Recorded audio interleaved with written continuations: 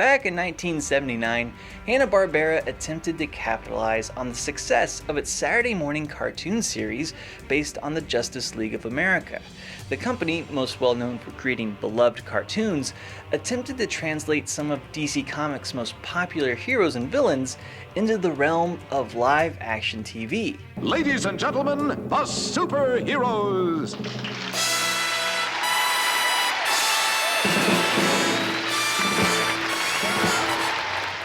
The results, well, they weren't so good. Today we're talking about Legends of the Superheroes. The title encompasses two one-hour specials, marking a low point for comic book characters showing up on primetime television.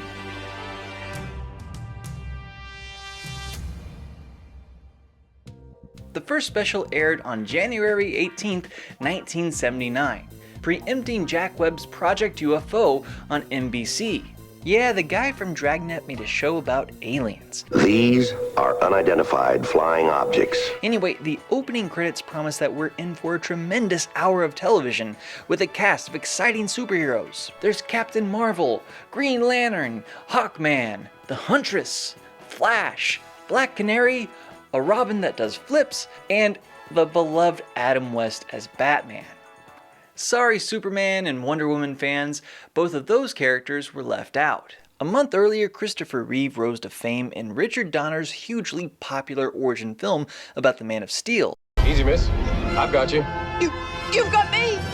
Who's got you? And Wonder Woman was midway into her third and final season on CBS. Unfortunately, the producers couldn't get the live-action rights to either one of these A-list heroes. Somewhere, in a secret hideout located on a remote island, the arch-enemies of our superheroes have gathered to hatch a diabolical plot to destroy the world. The show opens inside the bad guy's secret hideout. Riddler, Mordru, Dr. Sivana, Giganta, Weather Wizard, Sinestro, and Solomon Grundy, well, they make up the Legion of Doom. They've come up with a device that will destroy all of mankind, and it will activate in 1 hour. Every living creature in the world will be destroyed, except us, including our mortal enemies, the superheroes. Then they make a boneheaded blunder. And we will leave them clues. Clues that will eventually lead them here to our domed retreat and the Doomsday Machine. Why would you give the superheroes a chance to stop you? It's like the writers had to figure out a way to wedge the great Frank Gorshin deeper into the plot, so they had him taunt the heroes with silly riddles. The button's in a secret room. Find it and you're free from doom. All of this interrupts the retirement party for the Scarlet Cyclone. He's old. Real old. Are you kidding? I can't read that without my glasses. The heroes split up and try to find the bomb before it's too late. This leads to several run-ins with the disguised Solomon Grundy at a filling station, a crystal ball reading Sinestro. I see that you are going on a 7-day cruise. 7-day cruise? With a beautiful brunette. A psychiatry session with a disguised Riddler, and a jet ski chase with Mordru. Not exactly the most exciting of superhero encounters. At the end, we do get a big superpowered brawl between all of the characters as the heroes race to shut off the Doomsday device. Robin, you can handle her. I can't hit a woman. Oh yeah, but I can. A few things stand out about this episode. For one, the production crew shot the entire show on video. At the time, very few programs chose to use the new technology, especially with this many outdoor locations. The directors wanted to experiment with new kinds of special effects, and this newer technology allowed them to make stuff like this easier and cheaper.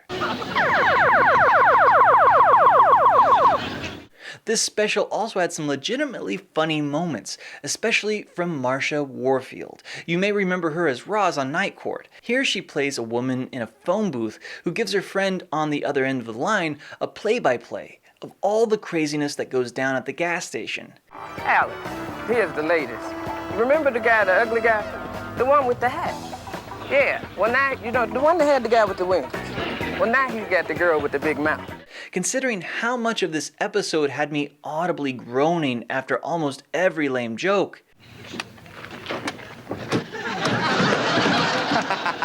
Well, this one happens to be equipped with a new breakaway door system, which of course is very safe and makes for a quick escape in case of an accident. It was nice to actually let out a chuckle or two.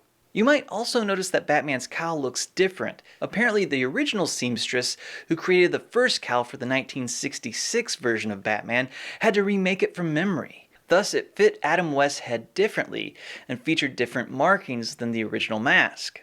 The week after the challenge aired, we got another Legends of the Superheroes primetime special. This one changed up the format into a roast, hosted by Ed McMahon. Look at all those capes. This looks like Truman Capote's closet, doesn't it? I'm telling you. If you thought the challenge was groan-inducing, wait until you hear Hawkman's mom tell jokes about her son. If it's not out of your way, why don't you drop over when you're through here tonight?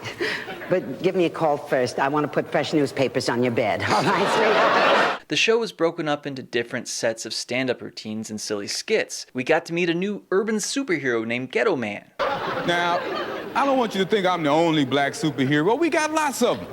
Like the Green Lantern over there. He gets his power from a ring, right? We got a hero just like that. We call him Sammy Davis Jr. The elderly Scarlet Cyclone returns. Entertainment reporter Rhoda Rooter. Get it? Her name's like Roto Rooter. Hilarious, right? She learns the unsavory details about the relationship between the Atom and Giganta. Think about the honeymoon. Couldn't that get to be a little dangerous? Well, Rhoda, that's the chance she'll have to take. Robin tries to tell Batman that he wrecked the Batmobile. To the Batmobile. You know, I've been thinking, what with the energy crisis, maybe we should get a little economy car.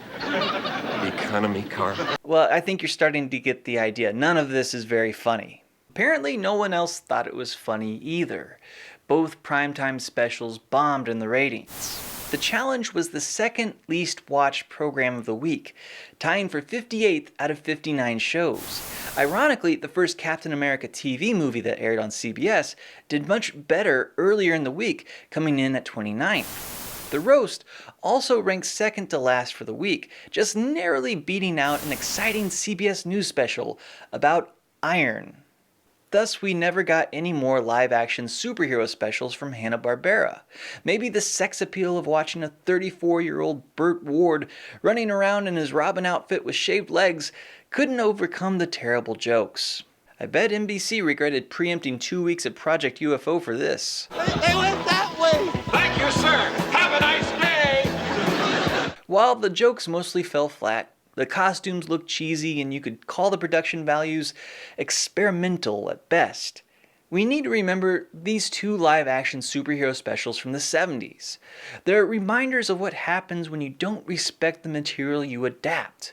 Complain all you want about Man of Steel, the Dark Knight trilogy, or even Joel Schumacher's Batman films. Legends of the Superheroes proves that comic book adaptations for the screen, well, they could always be worse. But those are just my thoughts on Legends of the Superheroes. I'd love to hear yours. You can hit me up on Twitter, John_Airy, or leave me a comment. I'm John at the movies.